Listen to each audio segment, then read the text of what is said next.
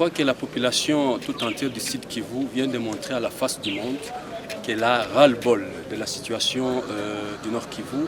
Elle vient de montrer à la face du monde son indignation par rapport aux attaques du M23. Et la troisième chose, c'est que la population du Sud Kivu vient de montrer sa maturité politique de faire une action non violente pour exprimer son indignation par rapport à ce qui se passe au Nord Kivu.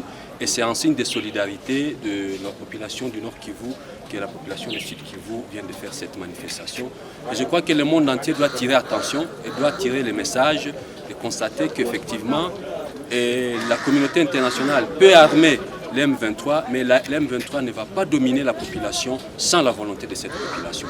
Et que ce message-là puisse arriver à la destination, je crois que c'est ça le message d'aujourd'hui. Alors je voudrais à l'occasion féliciter toute la population du Sud Kivu qui a exprimé librement son opinion par rapport à ce qui se passe. Et je crois qu'il y a de quoi se féliciter. Nous félicitons tout le monde, sans exception, pour avoir respecté cette ville morte.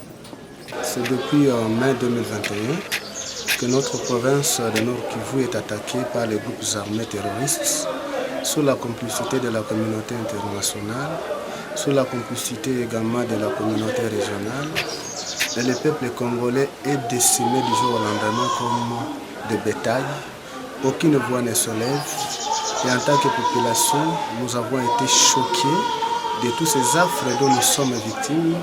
Et surtout nos frères qui sont au Nord Kivu et qui sont à Ituri, parce que vous devez savoir qu'au niveau de la République démocratique du Congo, et plus précisément dans nos provinces de l'Est, nous avons la présence de la MONUSCO qui a eu déjà un mandat d'agir dans le sens de protéger la population civile, mais aussi d'aider l'État congolais à restaurer l'autorité de l'État dans tous ces territoires.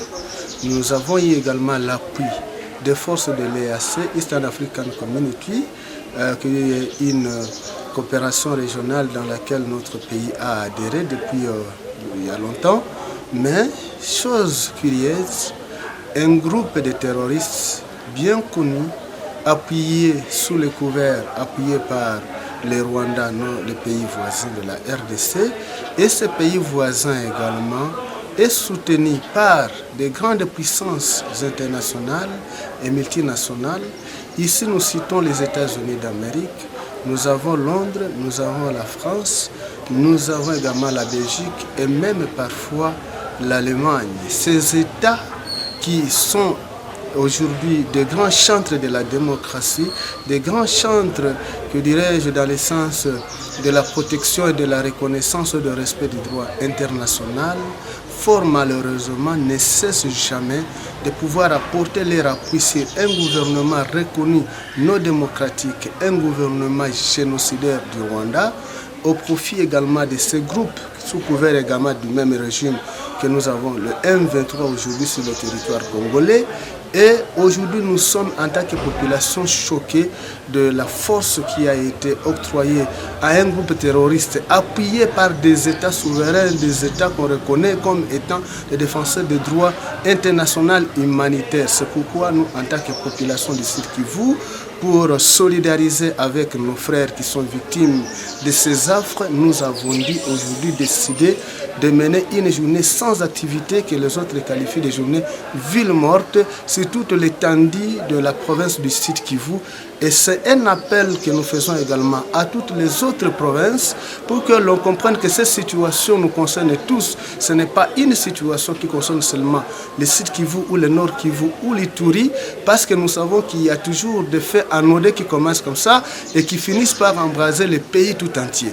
Donc c'est l'occasion, lorsque nous avons décidé de commémorer une journée pareille, d'observer une journée sans rien faire, c'est afin de pouvoir non tout simplement appeler ou soit susciter l'attention de la communauté internationale, l'attention également de la communauté régionale, l'attention des autorités politico-administratives de notre pays également, parce que qui se comportent de manière complaisante.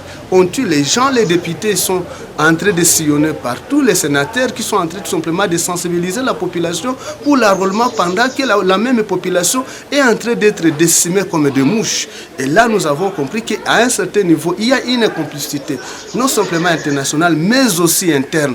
Et en tant que peuple, mais aussi en tant que citoyens de notre pays. Nous n'avons pas un autre pays sur la terre. Nous devons le protéger contre les vases de marée.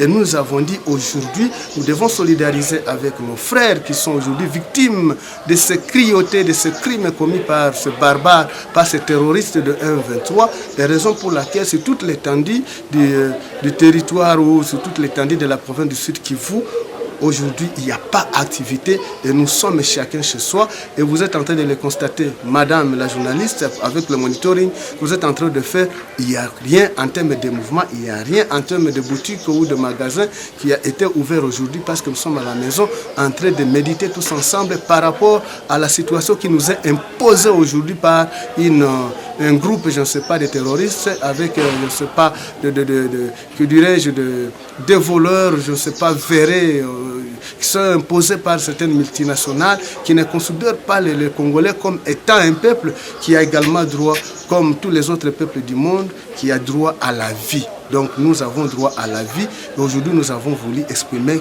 notre droit à la vie, de rester à la maison et de solidariser avec nos frères qui sont en train d'être tués comme ça.